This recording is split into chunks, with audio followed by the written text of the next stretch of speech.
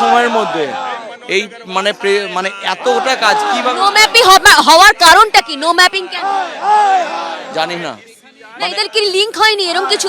Link হয়নি বা অন্য কোনো জায়গায় কোনো সুপারভাইজারের সাথে হয়তো লিঙ্ক মানে ম্যাপ অলরেডি ম্যাপ হয়ে আছে, কিন্তু আমরা এগুলোকে বারবার ফোন করেছি, ফোন করার পরেও মানে কাজটা মানে যেন শেষ হতেই চাইছে না। মাটিকে অশান্ত করার একটি প্রক্রিয়া এবং নির্বাচন কমিশন পরিষ্কার দিল্লির শাসক দলের সাথে চক্রান্ত করে পশ্চিমবঙ্গের ভোটারদের নাম বাদ দিতে চাইছে এবং বেশিরভাগ ভোটারকে এসআইআর এর মাধ্যমে যারা তাতে নাম নথিভুক্ত না করে একের পর এক হয়রানি তারা তৈরি করে ভোটারদের এসআইআর এর বাইরে রাখতে চাইছে। হ্যাঁ, এই নিয়ে 7 জন শুধুমাত্র পশ্চিমবঙ্গের মাটিতে। এর উত্তর অ্যাডিশনাল সিইও দীপেন্দু দাস আছেন, পশ্চিমবঙ্গের নির্বাচন কমিশনার মনোজ আগরওয়াল আছেন, ভারতের নির্বাচন কমিশনার গণেশ কুমার আছেন।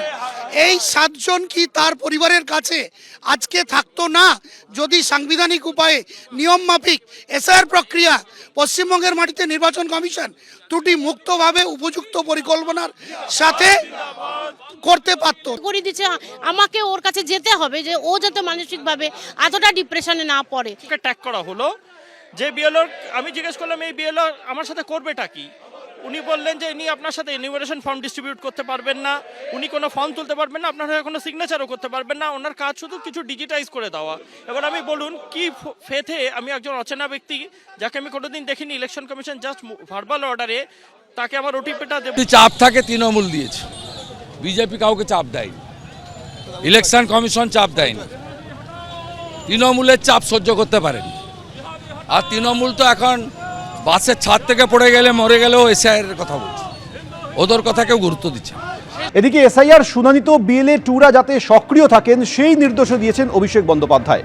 শুনানি শুরু হয়েছে, রোজ 10 থেকে 15,000 লোককে ডাকা হচ্ছে। মানুষ ধৈর্য হারিয়ে চলে যায়, নাম বাদ দিলে সুবিধা হয়। শুনানিতে যারা যাচ্ছেন তাদের জন্য ক্যাম্প করুন, শুনানি প্রক্রিয়ায় উপস্থিত থাকুন বিএলএ টুরা। এটা যুদ্ধ, যে যাই বলুক এটা করতে হবে। যদি কেউ বাধা দেয় বলবেন লিখিত নির্দেশিকা দেখান, প্রয়োজনে ভবিষ্যতে আইনি ব্যবস্থা নেব। এসআইআর শুনানি পুরোপুরি কাল থেকে শুরু হবে। 9টা থেকে আমাদের ক্যাম্প হবে, চেয়ার টেবিল নিয়ে বসুন। প্রবীণ নাগরিকদের হয়ে কাল প্রতিনিধি দল কমিশনে যাবে, এটা আমরা বন্ধ করব। 70 থেকে 80 বছরের মানুষগুলোকে লাইনে দাঁড় করিয়ে রেখেছে, কেউ হুইল চেয়ারে বসে রয়েছেন, মানুষকে হেনস্থা করা হচ্ছে। নতুন নাম যুক্ত হলে সেটা বৈধ না অবৈধ সেটা দেখতে হবে বিএলএ টুদের। কোথাও কোনো মৌখিক নির্দেশে নিজেদের কাজে পিছিয়ে আসবেন না। তৃণমূলের সৈনিকরা ভোটের দিন যেভাবে বুথ আগলে রাখেন, এখানে সেইভাবে লড়াই করতে হবে। এমন খেলা খেলতে নেমেছে, মাঠ, ব্যাট, বল, দর্শক সব ওদের, কিন্তু ওদের কাছে তৃণমূলের মতো কর্মী নেই, বার্তা দিয়েছেন অভিষেক বন্দ্যোপাধ্যায়।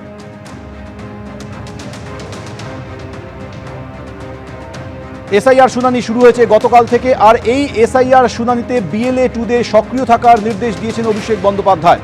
তিনি বলছেন যে শুনানি শুরু হয়েছে, রোজ 10 থেকে 15,000 লোককে ডাকা হচ্ছে। মানুষ ধৈর্য হারিয়ে চলে যাচ্ছে, নাম বাদ দিলে সুবিধা হয়। শুনানিতে যারা যাচ্ছেন তাদের জন্য ক্যাম্প করুন, শুনানি প্রক্রিয়ায় উপস্থিত থাকুন বিএলএ টুরা। এটা যুদ্ধ, যে যাই বলুক এটা করতে হবে। যদি কেউ বাধা দেয় বলবেন লিখিত নির্দেশিকা দেখান, বলেছেন অভিষেক বন্দ্যোপাধ্যায়। প্রয়োজনে ভবিষ্যতে আইনি ব্যবস্থা নেব, একথাও বলেছেন অভিষেক বন্দ্যোপাধ্যায় সূত্রে খবর। 9টা থেকে আমাদের ক্যাম্প হবে, চেয়ার টেবিল নিয়ে বসুন। প্রবীণ নাগরিকদের হয়ে কাল প্রতিনিধি দল কমিশনে যাবে, আমরা এটা বন্ধ করব, বলেছেন অভিষেক বন্দ্যোপাধ্যায়। এবিপি আনন্দ, এগিয়ে থাকে, এগিয়ে রাখে।